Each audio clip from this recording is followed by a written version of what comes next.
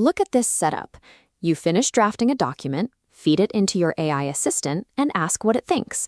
It tells you your work is excellent, well-written, and ready to go. That satisfying response is often a structural bias known as AI sycophancy. By design, the model tends to seek agreement with you rather than provide objective truth. We can fix this by building an honest feedback loop.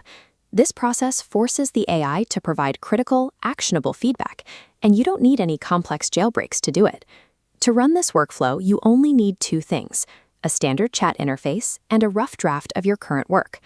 Once we bypass the model's programmed desire to please, we convert it from a polite conversationalist into a rigorous editorial tool.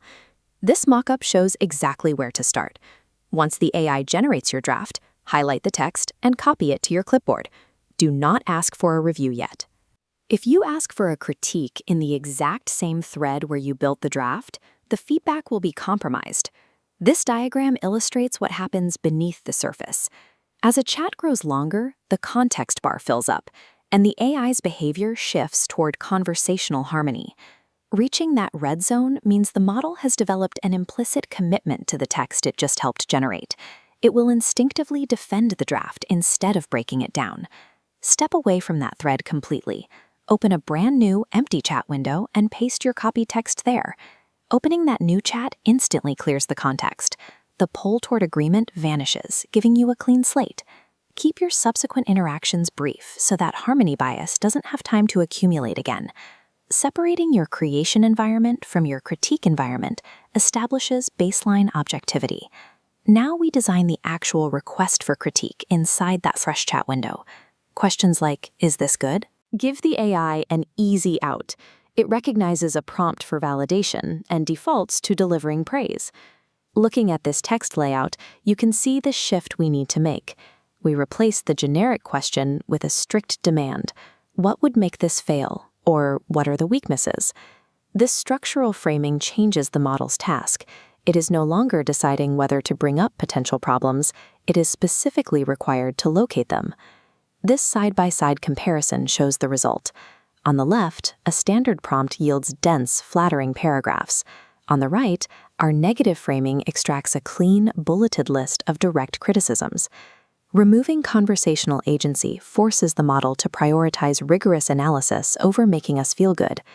We have one final quality control milestone. We need to test how firmly the AI stands behind its own critique. Select one specific point from the feedback it just gave you.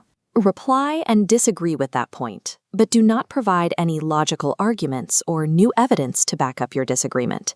We are looking for capitulation. This is the clearest symptom of an AI suffering from sycophancy. Watch this mockup carefully. If the AI instantly apologizes and reverses its stance simply because you applied mild social pressure, the test has failed. When this happens, completely ignore that second apologetic response. The initial criticism it generated before you pushed back was its most statistically honest analysis. Diagnosing that capitulation right away ensures you can confidently discard false validation and only integrate the most accurate feedback into your work. You now possess a concrete, unbiased list of structural flaws in your draft. This flowchart reviews the path we took to get here: extracting the text, opening a clean slate, forcing negative framing, and running the pressure test.